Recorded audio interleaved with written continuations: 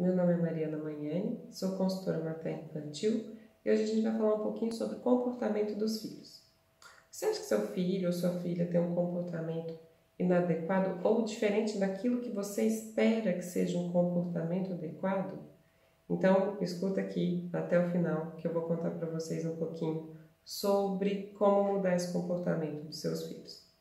Então, o primeiro ponto é a gente saber que o comportamento adequado ou inadequado, ele é o resultado de uma cultura, né? Então, o que é esperado pela nossa sociedade de um comportamento de uma criança, não necessariamente aquilo que é o biologicamente esperado para o comportamento de uma criança. Então, a nossa sociedade ela é uma sociedade que quer crianças autônomas e independentes. Isso não existe. Nenhuma criança nasceu para ser autônoma ou independente de nada nem de ninguém. Justamente ao contrário. A criança está sempre buscando uma vinculação, ela está sempre buscando uma conexão, alguém para estar junto com ela, né? Então, o que a gente precisa é mudar esse conceito de que criança boazinha, quietinha é o comportamento esperado, é um comportamento adequado. Uma criança feliz que é esperado, né? A gente deveria querer que os nossos filhos e filhas fossem crianças felizes. Crianças felizes exploram o ambiente, brincam, correm, gritam, abraçam, choram, né? Não é porque é feliz que ela não vai chorar, que ela não vai sentir medo, nem nada disso. Mas a felicidade, essa sensação de estar feliz, ela vem de uma sensação de segurança, de viver num ambiente seguro. Então, o que a gente tem que se preocupar não é com o comportamento dos nossos filhos ou das nossas filhas. É se a gente está promovendo um ambiente de segurança, né? De segurança física e segurança emocional. Então, hoje eu vim falar um pouquinho para vocês para mudar a chavinha do que vocês acham que é considerado adequado. Então, o que a gente busca ou tem que buscar é promover uma conexão de vínculo seguro com os nossos filhos. Isso não vem da minha cabeça, tá, gente? Eu não estou tirando isso do nada. Isso vem de um estudo, de vários estudos, né? De vários estudiosos da psicanálise e da psiquiatria, iniciando com os trabalhos de John Bowlby sobre a teoria do apego. Né? Então, dentro da teoria do apego hoje, são classificados 4 tipos de apego. Então, primeiro a gente precisa desmistificar o apego. Apego não é ruim, tá? Na verdade, a tradução que não foi muito boa. O apego, aqui, ele vem do termo em inglês que deveria ter sido traduzido como vinculação, né? Então, é um vínculo seguro. Então, a gente tem na nossa sociedade que o apego é alguma coisa ruim, né? Que vai deixar a criança apegada, que ela vai ficar muito mimada, vai ficar apegada à mãe, como se isso fosse algo ruim, né? A criança precisa ser apegada à mãe. A mãe é o ponto de segurança da criança, né? Então, a gente precisa quebrar vários paradigmas aqui para entender essa questão de criar um ambiente seguro. Então, voltando, né, para os 4 tipos de apego, existe o apego seguro, o apego inseguro ambivalente, o apego inseguro esquivo e o apego desorganizado. O que a gente precisa buscar, né, ou tentar buscar a cada dia, é criar um vínculo seguro com os nossos filhos e com as nossas filhas. O que é esse vínculo seguro, Mariana? Eu não estou entendendo ainda. Então, o vínculo seguro, ele vem da figura central de apego, que normalmente é a mãe, né? A primeira figura central de apego, ou a principal figura de apego é a mãe. Eu já vou falar um pouquinho mais sobre isso. Hoje o vídeo é um pouquinho longo. Mas fica aqui comigo, não sai não, tá? Porque são informações muito importantes e que eu realmente trago aqui na tentativa da gente mudar a nossa maternidade. Então, a gente tem que pensar que a criança ela precisa de alguém, né, para se sentir segura, de recém-nascido, né, e para sempre. A gente não nasceu para viver sozinho. Essa ideia de que a criança tem que ser autônoma para se transformar num adulto seguro, num adulto sem medos, que vai conseguir vencer na vida sozinho, é algo muito equivocado, né? Então, dentro do apego seguro, a gente vai ter ali a figura central de apego, sendo uma figura disponível fisicamente e emocionalmente, para sempre que a criança demandar, ela vai estar ali, para acolher, para ouvir sem julgamentos, para abraçar, para deixar a criança chorar, nunca bloqueando, né, os sentimentos dessa criança, sempre validando aquilo que ela está sentindo, para depois entender as necessidades por trás dessas demandas, né, desses sentimentos. Então é sempre acolher, deixar a criança chorar, deixar a criança sorrir, deixar a criança falar, se expressar, né? E a partir daí se comunicar com essa criança para entender o que ela está querendo dizer, qual que é a necessidade que ela precisa que seja atendida, e a partir daí atender essa necessidade. Nunca achar que o comportamento é um problema, né? Nunca achar que o choro é um problema, nunca achar que o grito é um problema. Tudo isso vai criando bloqueios nessa conexão. Então, quando a gente acha, por exemplo, que o choro é um problema, a gente vai querer calar esse choro a todo momento, né? E não é sobre isso, é sobre acolher, é sobre deixar a criança chorar, depois entender por que ela estava chorando e resolver o que causou o choro, e não querer calar o choro, não falar que se ela caiu, machucou, ralou o joelho e está chorando, não falar que não foi nada, né? Se ela está chorando foi alguma coisa, nem que tenha sido susto, pode ser que realmente não tenha machucado muito, mas a gente não sabe o que o outro está sentindo, é deixar o outro falar, né? Então, quando a gente cria esse ambiente de disponibilidade, de acessibilidade, carinhoso, né? Com muito afeto, com muito respeito mútuo, a gente então cria um vínculo seguro, né? No qual a criança se sente ouvida, sente que ela pode se expressar, e aí ela vai começar a compartilhar muito mais, né? E vai começar a se sentir bem em todo o ambiente à sua volta. E ela vai ser uma criança que vai querer explorar, que não vai ficar necessariamente grudada sempre com a mãe, né? Mas vai precisar da presença ali da figura central de apego para conseguir, né, explorar o ambiente. Eu vi um vídeo, alguns tempos atrás, mostrando uma gatinha com seus filhotes num ambiente, né?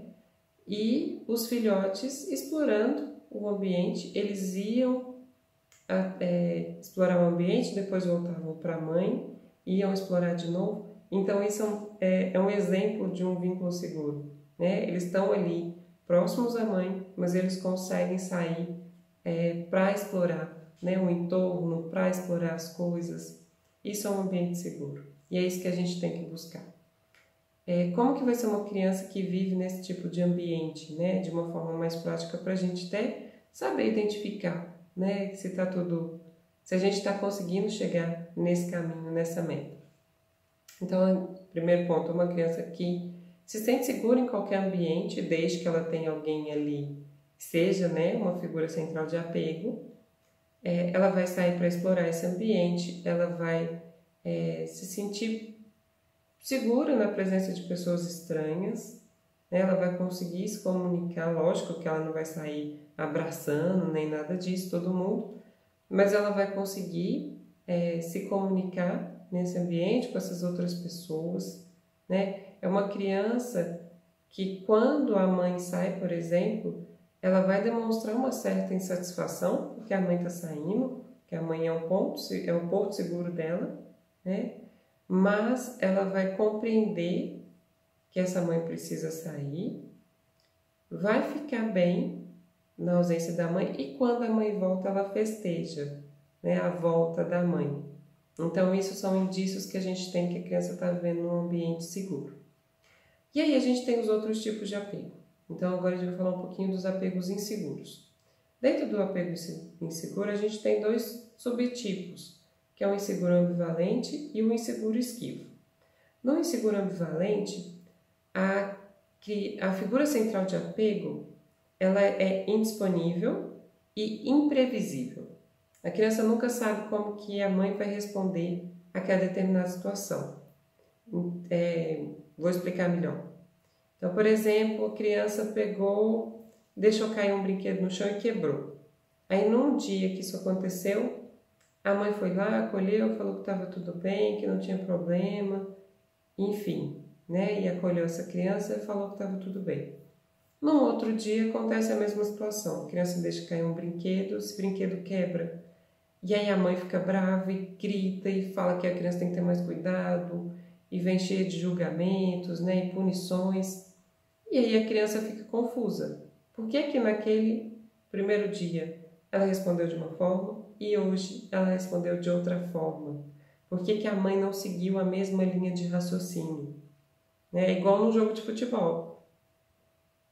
Às vezes o juiz, para uma mesma situação de um time, ele dá um cartão amarelo e no outro time ele dá um cartão vermelho, né? Ou não dá nenhum cartão. Então é quando a gente tem respostas diferentes para uma mesma situação. Isso cria um sentimento de imprevisibilidade. E imprevisibilidade traz um sentimento de angústia, um sentimento de medo, de não saber o que vai acontecer, né? E muitas vezes isso está relacionado com questões da criança se sentir rejeitada, né? De não se sentir querida. E isso cria um ambiente de insegurança, né, para essa criança.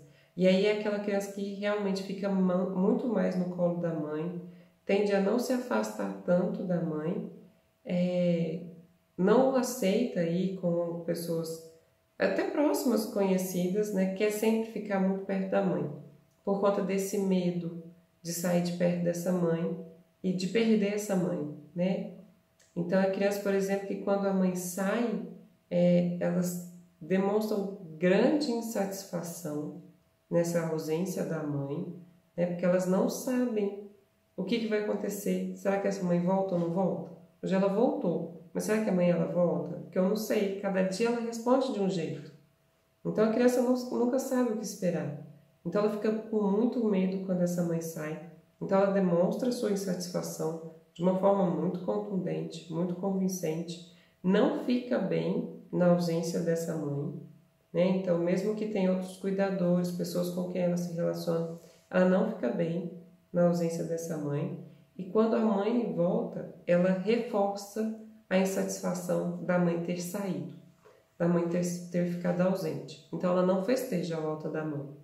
Ela demonstra muito mais insatisfação do que alegria por essa mãe ter voltado. Então isso são alguns indícios que a gente tem que a criança está vivendo num ambiente inseguro, tá? Inseguro ambivalente, né? Que a criança nunca sabe como a mãe vai responder. E a gente tem um inseguro esquivo. No inseguro esquivo, a criança se sente abandonada pela mãe, né? Uma criança que em algum momento sofreu fortes traumas de abandono, né? De se sentir abandonada por essa mãe. E aí ela faz, eu gosto de falar que ela retribui com a mesma moeda, né? Ela também abandona essa mãe. Então a criança que vive num ambiente inseguro esquivo, ela é tida normalmente como uma criança boazinha, né? Que vem da falsa autonomia e da falsa independência. Uma criança que abandona para não ser abandonada. Então, para ela, a mãe estar ou não estar presente não muda muita coisa. Ela não vai demonstrar nem satisfação nem insatisfação.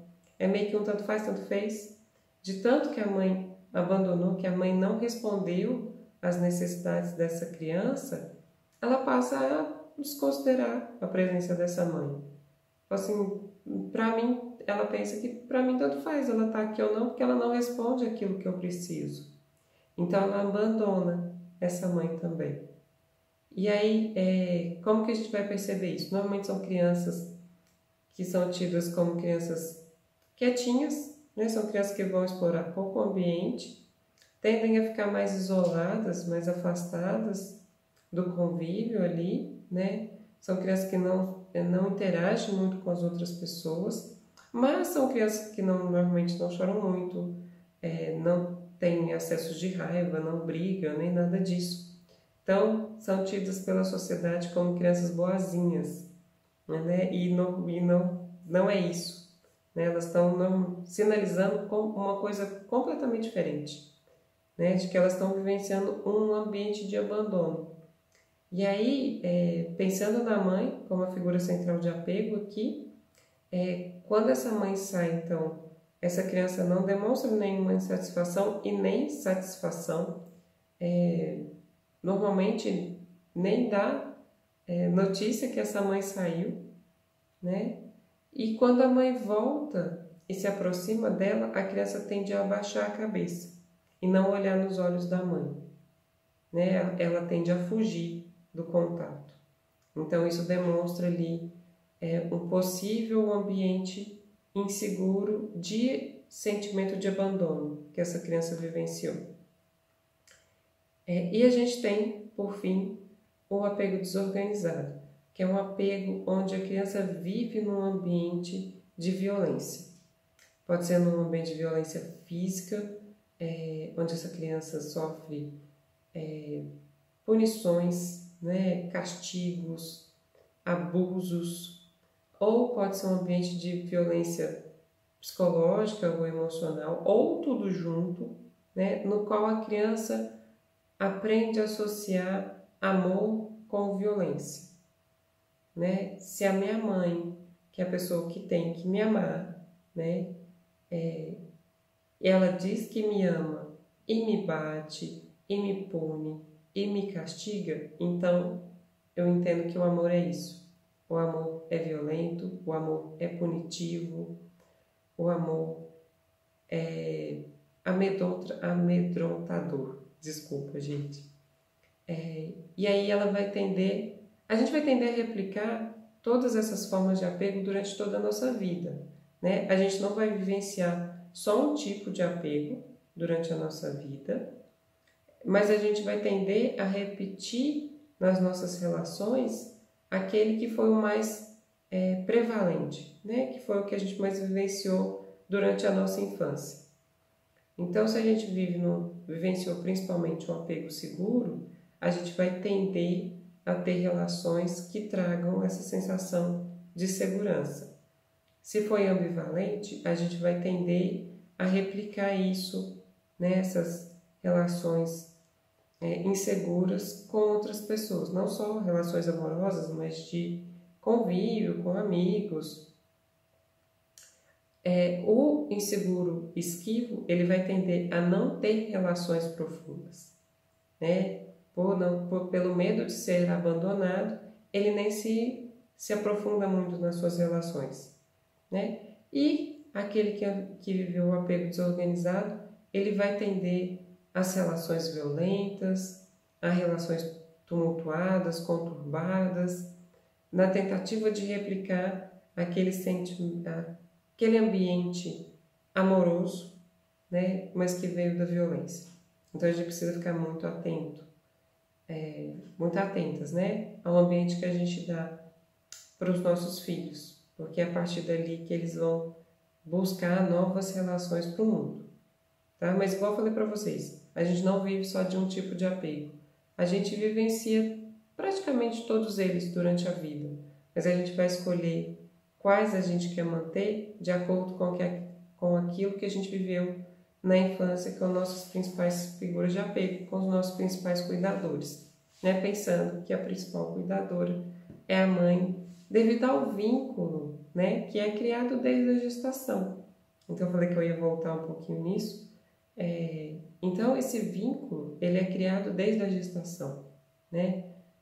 Se a gente está ali numa gestação que foi desejada, que foi planejada, que a gente está feliz, que a gente está ali, isso traz já um ambiente intrauterino mais confortável para o bebê.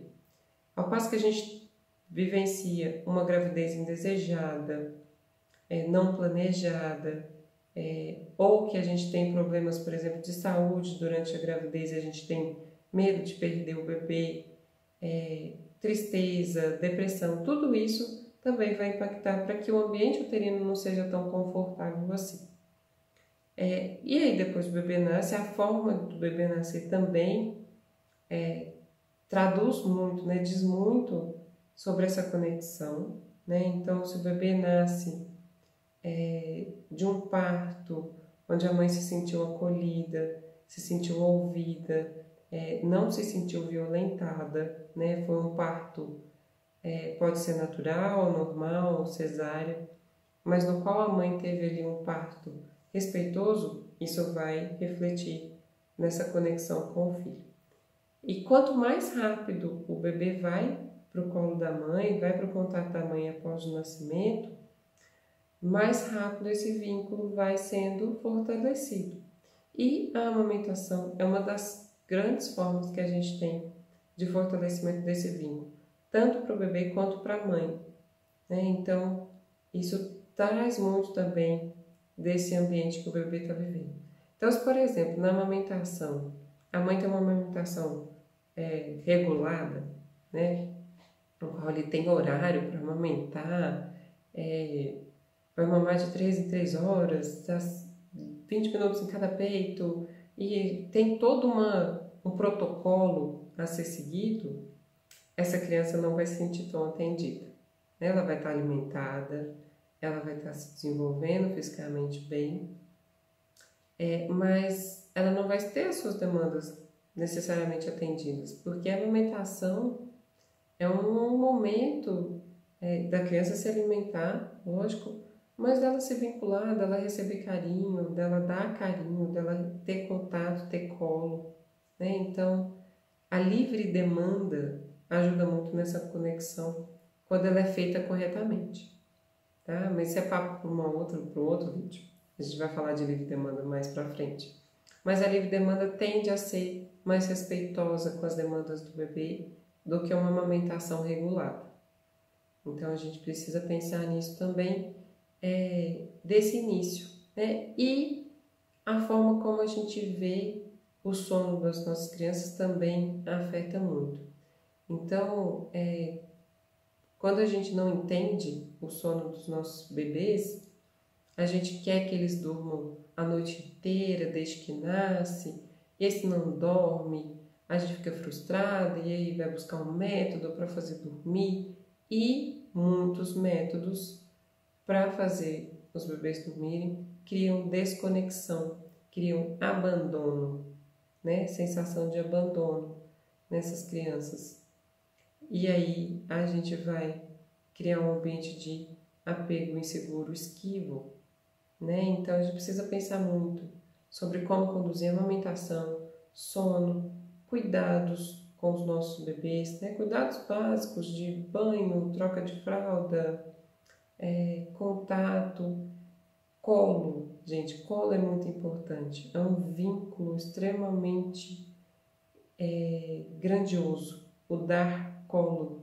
E hoje a gente tem uma sociedade que fala que não pode dar colo para as crianças, que colo deixa a criança mimada, deixa a criança grudada com a mãe. Gente, a criança tem que ser grudada com a mãe. Para com esse negócio de achar que a criança não pode querer a mãe. Gente, é a mãe, né? Normalmente são outras mulheres que falam isso para a mãe, né? E eu fico muito chocada com isso. Desculpem as avós, as titias e as madrinhas, mas normalmente eu uso esse exemplo, porque são, na grande maioria das vezes, avós que falam, tios que falam, nossa, mas ele fica esse menino só no colo, ele não vai querer ir no colo de ninguém, ele vai ficar só mimado, vai ficar só grudado em você, deixa ele no carrinho, deixa ele no berço, ou deixa ele comigo, deixa eu pegar, né? O negócio é esse. E, gente, o bebê quer estar com a mãe é o porto seguro, e a mãe tem que querer estar com esse bebê, é normal, né? E a gente fica pondo caraminholas na cabeça das mães. Então, mamães, gestantes, ou você que já tem o seu bebezinho, dê muito colo, é ótimo, ele vai se sentir muito seguro, muito amparado, e com o tempo ele já vai não querer tanto colo mais, ele vai querer explorar o ambiente. Ao passo que se a gente nega muito colo no começo, essa criança vai querer muito colo depois, né? Vai se transformar assim numa criança provavelmente vivendo ali um apego inseguro ambivalente que não vai querer abandonar essa mãe, não vai querer, não é nem abandonar, não vai querer desgrudar dessa mãe com medo de perder a mãe, né? Com medo de ser rejeitada por essa mãe. Então dê colo, tá? O não dar colo traz sensação de rejeição, traz sensação de abandono, né? Dê sempre muito carinho, palavras afetuosas, respeito, né? Eu acho que isso é o básico, tá? E aí, então, a gente entendendo isso e mudando a chavinha, a gente vai entender que é o seguinte: para que a criança tenha um comportamento adequado, esperado, tudo entre aspas, gente, para que ela seja feliz, ela tem que viver num ambiente seguro. E quem proporciona isso somos nós. Essa responsabilidade é nossa e não da criança. Então entenda que o comportamento da criança nunca é o problema. A gente tem que entender o que está causando aquele comportamento, mudar a nossa forma de pensar e de agir para que isso reflita no comportamento das crianças, tá? Vocês devem estar achando que isso é muito difícil, que é impossível de ser feito, né? Realmente não é fácil, gente. Eu falo que é quebrar com esse sistema, né? Com esse ciclo do autoritarismo, de que a criança não precisa ser ouvida, nem respeitada, que ela tem que seguir os pais e tal. É muito difícil, porque a gente vem, grande parte de nós, né? Vem desse tipo de criação autoritária, distante, no qual a criança não tinha direito de nada, não era ouvida, não tinha direito de falar, tinha direito de chorar, não tinha direito de fazer nada. Ela tinha direito de estar ali limpinha, cheirosa, com a roupinha impecável, sentadinha, calada. Era isso que a gente podia fazer, né, na nossa época da infância, pelo menos na grande parte do tempo. Ou que estivesse brincando mais longe, sem dar muito trabalho, sem gritaria, era tudo muito distante, né? E era o costume da época, e ainda o costume até hoje. Então a gente precisa quebrar esse ciclo, né? Quebrar esse sistema. Não é fácil, realmente não é fácil, mas é possível, tá? Eu sou um exemplo disso. Eu sou mãe de dois, né? De uma menina, da Ana Beatriz, e do Marcelo, meu segundo. Com a Ana Beatriz, o início foi muito mais tranquilo. A Ana sempre foi uma criança tranquila mesmo, sempre dormiu bem, que é uma das coisas que a gente vê em relação ao ambiente, é a questão do sono, né? Hoje eu entendo sobre isso. Então ela sempre dormiu bem. Eu tive alguns problemas com a amamentação, mas aí foi por causa que eu fiz uma amamentação regulada. Então hoje eu sei que eu criei nela um pouquinho de sensação de ambivalência, né? Porque ela não podia mamar o tanto que ela queria, às vezes ela mamava, às vezes não. E com o Marcelo já foi bem diferente, foi muito mais conturbado, porque eu já tinha a Beatriz, tinha que atender a demanda dos dois. Eu deixei o Marcelo passar um pouco nessa questão. Fiz uma livre demanda conturbada, eu vou explicar para vocês no outro vídeo, já falei, né? Isso é papo para uma outra conversa. Mas aí com ele já foi muito conturbado, então eu tive problema com ele no sono. O sono dele sempre foi muito conturbado até o 7º, 8º mês. Depois a gente foi ajeitando. Mas hoje eu percebo que com ele eu tive uma quebra muito grande dessa sensação da segurança, né? E vi que eu precisava mudar. E com os cursos que eu fui fazendo e tal, né, eu fui estudando, fui entendendo, e vejo que hoje eu que tenho que me policiar para que eles tenham um ambiente seguro. E eu consigo ver isso muito bem. Então, no dia que eu estou mais tranquila, que eu consigo sentar, brincar com eles, ouvi-los, comunicar, né? O dia corre muito mais leve, né? Eles dormem bem, não despertam à noite, comem bem, brincam, se divertem, não brigam entre si. E quando eu não estou num dia tão bom assim, porque a gente não vai estar bem todos os dias, a gente não vai estar feliz todos os dias, a gente não vai estar disponível todos os dias. A gente também tem que entender isso e não se sentir culpado. Nós somos humanas, né? Então não vai ser sempre que a gente vai estar bem. Só que eu sei que nesses dias que eu não estou bem, primeiro eu tenho que ser muito verdadeira com eles e falar que eu não estou no dia bom, que eu vou fazer o meu melhor, mas que eu estou cansada, eu estou com dor de cabeça, eu não estou bem naquele dia. Então a primeira coisa eu tenho que deixar isso claro para eles. Mas eu sei que nesse dia o dia vai ser muito mais cansativo, porque eu não vou estar com disposição para sentar, para brincar, para interagir com eles. E aí são dias que eles não comem tão bem, são dias que eles brigam muito entre si, normalmente são dias que eles despertam à noite. A Ana Beatriz, que é maiorzinha, normalmente nesses dias ela vai dormir na minha cama, ou o Marcelo, que ainda está no berço, desperta e me chama, né, ou chama o pai, normalmente me chama. E aí então eu tenho essa consciência, né? Hoje eu tenho essa consciência que se eu estou bem, eu dou um ambiente legal para eles, tudo vai correr melhor. Então, gente, é possível, tá? A gente precisa entender, a gente precisa evoluir um dia de cada vez. É igual viver um vício, né? A gente está viciado no autoritarismo. Então, é romper esse vício. E é um dia de cada vez, um passo de cada vez, tá? Mas é possível, tá? E vocês, tendo essa informação, vocês vão conseguir observar. Eu digo que vocês estão mais tranquilas, mais disponíveis, que não tem tanta coisa para fazer, o dia corre mais leve, né? Então, para que a gente tenha, então, essa mudança, a gente precisa mudar primeiro a gente, né? Mas sei também que deve ter muita gente pensando aí que tudo isso que eu estou falando é bobeira, pensando, né? Fala assim, mas eu não vivi nada disso, né? Minha mãe era super distante e tal, eu já sou uma pessoa super feliz, nunca tive problema nenhum, ou pessoas que devem estar pensando assim, graças a Deus que minha mãe me batia, porque senão não tinha virado ninguém na vida. Gente, reflita, será que é isso mesmo? Será que se a gente tivesse vivido em lares mais amorosos, mais calorosos, onde a gente era mais ouvida, será que não teria sido diferente? Será que a gente se transformou em adultas tão boas assim? Será que a gente é tão perfeita? Né? Que a gente não precisa de nenhum ajustezinho, né? Então, assim, reflita, né? Não é verdade, ou pelo menos não é tão verdade assim. Um ambiente inseguro, um ambiente violento, ele não vai trazer sensação de segurança e sensação de amor.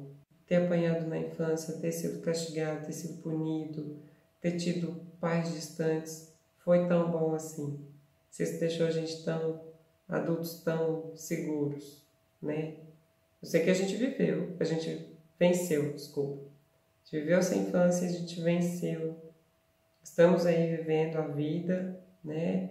Da melhor forma que a gente consegue, mas eu acredito que provavelmente possa ser melhor, tá?